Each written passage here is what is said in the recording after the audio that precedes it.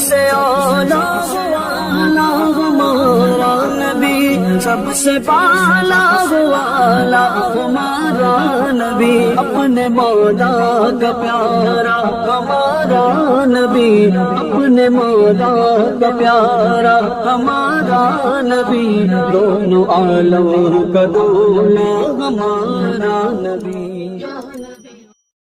ایک بات میں آپ کو بتاؤں، مولا علی کرم اللہ وجہہ الکریم کی یہ حکمت بھری بات ہے۔ ارشاد فرماتے ہیں جب کبھی مصیبت آئے اللہ کی طرف سے تو یہ امتحان ہے یا سزا ہے، کیسے پتا چلے؟ ظاہر سی بات ہے، ہر کوئی یہ کہتا ہے یہ تو اللہ کی طرف سے امتحان ہے، آزمائش۔ ہم بھی اندر تھے تو یہ بار بار احساس دلایا جاتا تھا، اور بعض لوگ یہ کہتے تھے کہ اللہ کی طرف سے آزمائش ہے، امتحان ہے، اس کو گزار لیجیے۔ بعض مرتبہ امتحان ہے اور بعض موقعوں پر سزا ہے، اور سزا کب ہے اور امتحان کب ہے یہ کیسے پتا چلے؟ بہت بڑا فارمولہ ہے۔ مولا علی کرم اللہ وجہہ الکریم فرماتے ہیں جب کبھی تم پر کوئی مصیبت آئے تو یہ دیکھ لینا ان مصیبتوں کے دن میں تم اگر اللہ سے زیادہ قریب ہو گئے ہو، دعا زیادہ کرنے لگ گئے ہو، وظیفے زیادہ کرنے لگ گئے ہو، تو اس کا مطلب ہے کہ اللہ تعالیٰ تم کو امتحان میں رکھا ہے۔ اور اگر مصیبتوں کے آنے کے بعد بندہ دور ہو جاتا ہے اللہ سے، پھر وہ بپھر جاتا ہے، گناہ زیادہ کرنے لگتا ہے، تو سمجھ لو یہ سزا میں ملوث ہے۔ اب سب کی زندگی میں یہ مصیبتیں جب آتی ہیں تو خود اپنے آپ کو ریئلائز کرے، احساس کر کے دیکھے کہ مصیبت آئی ہے تو میرے ہاتھ میں تسبیح آ گئی یا پھر گالی گلوچ، مصیبت یا آفت آئی ہے میرے گھر پر تو میں عبادت اور نماز کی طرف زیادہ جا رہا ہوں یا پھر عیش و عشرت کی طرف زیادہ جا رہا ہوں، تو تمہیں خود پتا چل جائے گا کہ تم اللہ کی طرف سے امتحان میں ہو یا پھر سزا میں ہو۔ میرے عزیزو، بہت مقامات ایسے ہیں جہاں پر بظاہر مصیبت کی حکمت ہمیں نہیں معلوم ہوتی کہ کیوں آئی یہ مصیبت، کیوں دی گئی ہے ہمیں ایسی تکلیف۔ اسی کا نام تقدیر ہے کہ اللہ تعالیٰ کے لکھے ہوئے پر راضی رہنا یہ مومن کی شان ہے۔ مومن کو ہمہ وقت اللہ تبارک و تعالیٰ کی طرف سے لکھی ہوئی اس تقدیر پر راضی رہنا ہے۔ آپ کو میں ایک بات بتا دوں میرے عزیزو، یہ میں قید کی حالت میں رہ کر کے ایک شخص نے مجھ سے سوال کیا تھا، آپ تو اللہ کے نبی صلی اللہ تعالیٰ علیہ وسلم کی ناموس کی بات کرتے ہو، حضور کی محبت کی بات کرتے ہو، ان کے عشق کی بات کرتے ہو، اور یہ بھی کہتے ہو کہ نبی پاک صلی اللہ تعالیٰ علیہ وسلم دستگیری کرتے ہیں، اپنے غلاموں کی مدد کرتے ہیں، تو اتنے دنوں سے کیا آپ نے حضور کو نہیں پکارا؟ کیا رسول پاک صلی اللہ تعالیٰ علیہ وسلم سے محبت اور عشق کی بات کے بعد آپ نے بھیک نہیں مانگی؟ لیکن ہوتا ایسا ہے کہ جو جتنی محبت کرتا ہے اتنے ہی امتحانوں سے گزارا بھی جاتا ہے، اس کو امتحان دینے پڑتے ہیں۔ اسی لیے بار بار میں یہ بات کہتا ہوں، حضور پاک صلی اللہ تعالیٰ علیہ وسلم کی ناموس کی بات کرنا، عظمت رسالت کی بات کرنا، یہ حلوے پراٹھے کھانے کا نام نہیں ہے، یہ شہادت گہے الفت میں ہے قدم رکھنا۔ لوگ آسان سمجھتے ہیں مسلمان ہونا، حضور پاک صلی اللہ تعالیٰ علیہ وسلم کی شریعت طاہرہ کو بچانے کے لیے ہی تو، حضور کی ناموس کی حفاظت کے لیے ہی تو مولا امام حسین نے اپنی گردن دے دی، اپنے بچوں کی قربانی دے دی، اپنا عیش آرام سب تیاگ دیا۔ یہ ساری قربانیوں کے بعد ہی اس امتحان سے بندہ نکلتا ہے۔ وہ امام احمد بن حنبل جن کے سینے میں 5 لاکھ حدیثیں محفوظ تھیں، رسول پاک صلی اللہ علیہ وسلم کی 5 لاکھ حدیثوں کے حافظ، لیکن بغداد کے ظالم حکمرانوں نے ان کو ننگی پیٹھ پر کوڑے مارے ہیں۔ پہلی مرتبہ 100 کوڑے، دوسری مرتبہ پھر 100 کوڑے، تیسری مرتبہ پھر 100 کوڑے، اتنے میں تو آدمی مر جاتا ہے۔ امام احمد بن حنبل کی پیٹھ جھک گئی تھی۔ میرے عزیزو، یہی ہے جس کو ہم کہہ رہے شہادت گہے الفت میں ہے قدم رکھنا۔ اگر تم سچا ایمان رکھتے ہو تو پھر آزمائش بھی ہوگی۔ اللہ کریم قرآن میں فرماتا ہے فَلَيَعْلَمَنَّ اللَّهُ الَّذِينَ صَدَقُوا وَلَيَعْلَمَنَّ الْكَاذِبِينَ۔ اللہ تبارک و تعالیٰ ضرور آزمائے گا سچا کون ہے اور جھوٹا کون ہے۔ مصیبتیں آئیں گی، آندھیاں آئیں گی، لیکن جمے رہو، ڈٹے رہو، اللہ رب العزت سے کبھی بھی اپنا رشتہ نہ توڑو، اور جو تمہارے اندر ایمان ہے، توکل اور یقین ہے، ذرا برابر بھی فرق آنے نہ پائے۔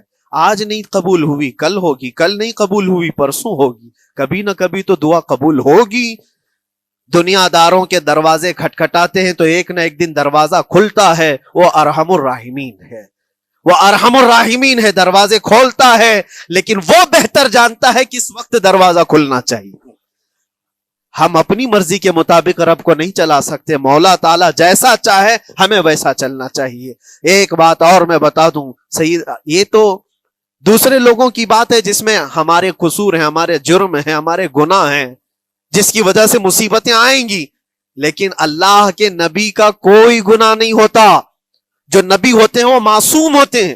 سیدنا یوسف علیہ الصلوۃ والتسلیم اللہ کے نبی, اللہ کے نبی ابراہیم علیہ السلام کے بیٹے اسحاق علیہ السلام, اسحاق علیہ السلام کے بیٹے یعقوب علیہ السلام, یعقوب علیہ السلام کے بیٹے یوسف علیہ السلام, جن کی نسل میں انبیاء کرام جو پورا خاندان نبوت کا ہے, وہ یوسف علیہ السلام کن کن مقامات سے گزارے گئے. پہلے بھائیوں نے کنویں میں پھینک دیا, اور اس کے بعد اس زہریلے کنویں سے وہ نکالے گئے. جنگل میں کوئی نہیں تھا جب ان کے بھائیوں نے کنویں میں پھینکا تھا. اس وقت ایک قافلہ جا رہا تھا, انہوں نے ڈول ڈال کر کے نکال لیا اور پھر لے کر کے گئے. یہاں سے کنویں سے تو نکالے, لیکن آگے کی زندگی کیا ہے؟ مصر کے بازار میں لے جا کر قافلے والوں نے بیچ دیا. یوسف علیہ السلام پھر خریدے گئے. کس کے ہاں؟ عزیز مصر, بادشاہ مصر کے گھر میں. اور وہاں پر زلیخا آپ پر فدا ہوئی. پھر آپ پر الزام بھی لگایا گیا, اور اس الزام کی بنیاد پر آپ کو جیل بھیجا گیا. اللہ کے نبی کے دامن پر پیوند تو ہو سکتا ہے, دھبا نہیں ہوتا. کسی گناہ کا تصور بھی وہ نہیں کرتے, وہ معصوم ہوتے ہیں. لیکن بغیر کسی قصور کے, بغیر کسی جرم کے آپ کو جیل بھیجا گیا.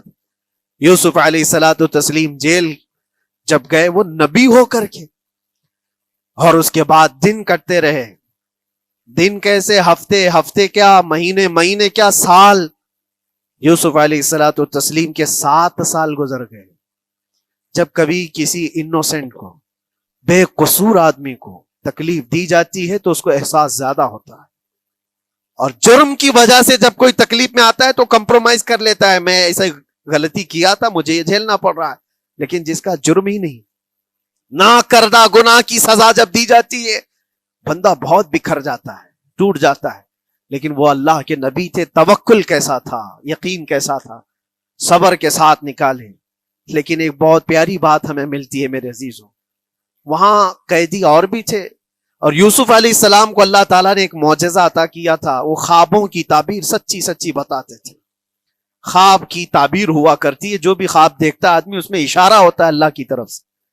تو 2 قیدیوں نے خواب دیکھا تھا, یہ قرآن پاک کے سورہ یوسف میں پورا موجود ہے 12ویں پارے میں.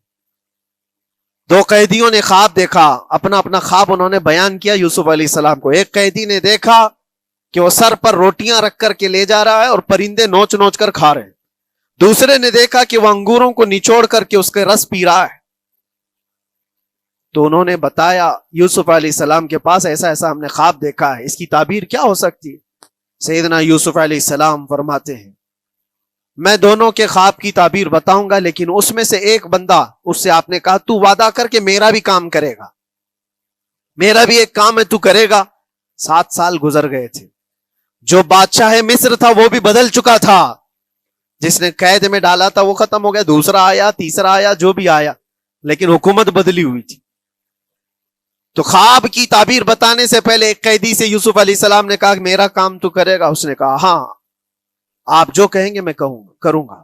تو سنو, تعبیر یہ ہے, جس کے سر پر روٹیاں رکھی ہوئی اور کوے کھا رہے تھے یا پرندے کھا رہے تھے, اس کی تعبیر یہ ہے کہ عنقریب تجھ کو موت کی سزا سنائی جائے گی. وہ غمگین تھا.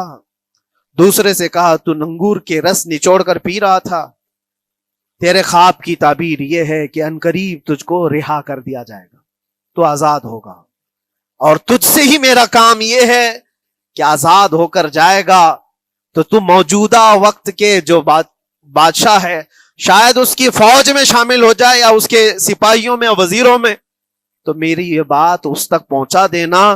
پچھلے 7 سالوں سے بے گناہ بے قصور ایک قیدی اندر ہے, اس کو آزاد کر دیا جائے, اس کو آزاد کر دیا جائے. اس نے کہا بالکل، اگر میں چھوٹا تو آپ کا ایک کام ضرور کروں گا.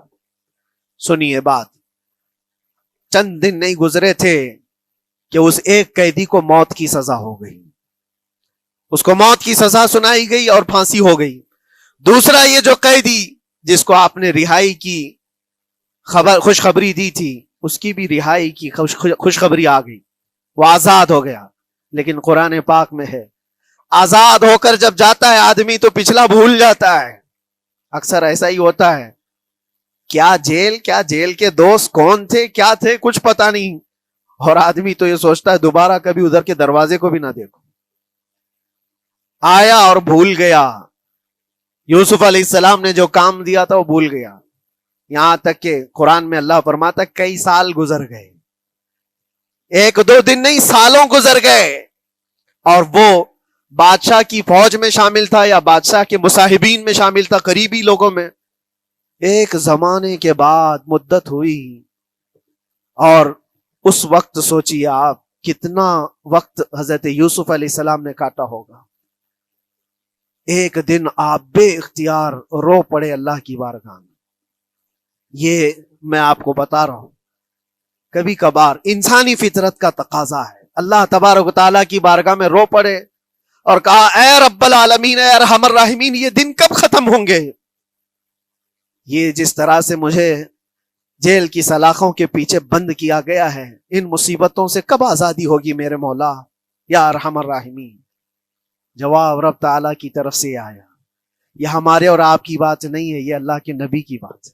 اب سنو، یوسف علیہ السلام کو جواب آیا، اے یوسف، جب تجھے جیل سے نکلنا ہی تھا، تجھے باہر جانا ہی تھا، تو دنیا کے بادشاہ کے پاس سامنے کیوں ریکویسٹ رکھا، میرے سامنے رکھ دیا ہوتا. اللہ اکبر، یہ توکل کا اعلیٰ درجہ ہے. اتنی مصیبتوں کے بعد بھی تم نے اس سپاہی کو کیوں اپنا قاصد بنا کر بادشاہ کے سامنے بھیجا کہ میری آزادی ہو جائے؟ یوسف علیہ السلام بہت روئے سجدے میں گر کر کے، مولا مجھے معاف کر دے، اور میرے ہر شے کا تو مالک ہے. اب میں زندگی بھر قید میں رہوں یا آزاد رہوں، یہ تیری مرضی پر ہے. میرے عزیزو، پھر یوسف علیہ السلام کے ساتھ کیا ہوا؟ بادشاہ نے خود ایک خواب دیکھا اور وہ پریشان تھا، خوابوں کی تعبیر کوئی بتا نہیں رہا تھا. تب اس قیدی کو چھوٹے ہوئے کو یاد آئی بات کہ جیل میں ایک آدمی ہے جو سچی سچی تعبیر بتاتا ہے. پھر اس نے بادشاہ سے کہا ایک قیدی بہت شریف اور صالح ہے، وہ سچی تعبیر بتائے گا، آپ کہے تو میں اس کو لے آؤں. اور اس نے مجھے یہ کہا بھی تھا کہ اس کو آزاد کرنا ہے، آپ کے پاس ریکویسٹ رکھنی ہے کہ وہ بے قصور قید میں ہے. بادشاہ نے معلومات حاصل کی اور اس کے بعد پروانہ دے دیا کہ اس قیدی کو آزاد کیا جائے جس کو بے قصور رکھا گیا ہے، اور میرے خواب کی تعبیر بتائی جائے. یوسف علیہ الصلوۃ والتسلیم کو لوگ آئے لینے کے لیے. اب یہاں منظر اور ہے میرے عزیزوں. کہا کہ بادشاہ نے خواب دیکھا، اس کی تعبیر بتائے. آپ نے تعبیر تو بتا دی کہ کیا ہونے والا ہے اگلے 7 سالوں میں بادشاہ کے ساتھ، یہ ساری تعبیر بتائی.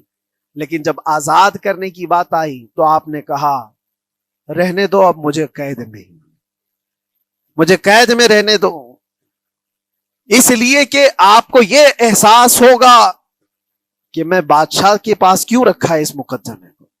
لیکن بعد میں بادشاہ اور اس کے مصاحبین اور اس کے وزیر آپ کو اصرار کرتے ہوئے لے گئے اور لے جا کر کے سیدھے وزیر اعظم کے تخت پر بٹھا دی. سیدھے وزیر اعظم کے تخت پر بٹھا دیا. پھر رب تبارک و تعالیٰ نے فرمایا اے یوسف، جب تک ہم چاہیں تب اندر رہے گا آدمی، اور جب ہم چاہ لیں باہر تو پھر اپنی مرضی سے کوئی اندر بھی نہیں رہ سکتا.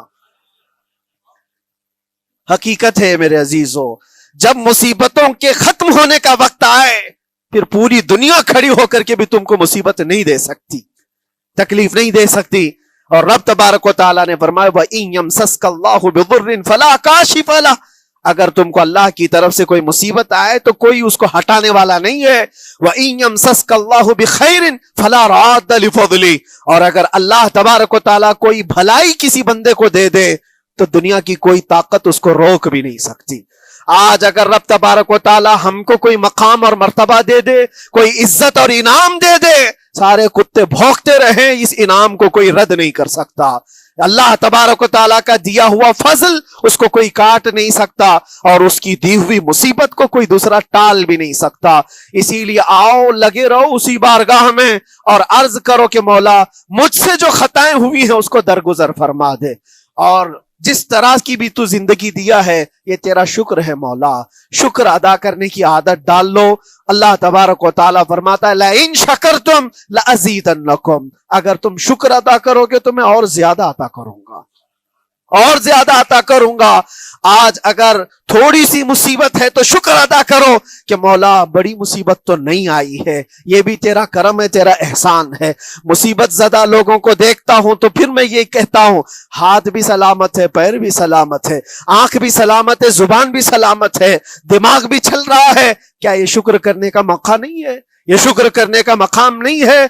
आओ हर दिन अल्लाह का शुक्र अदा करो, शिकायतें कम करो, अल्लाह तबारक व ताला को ये जिंदगी पसंद है। व आखिर दावाना अनिल हम्दुलिल्लाहि रब्बिल आलमीन। सलाम अलैकुम।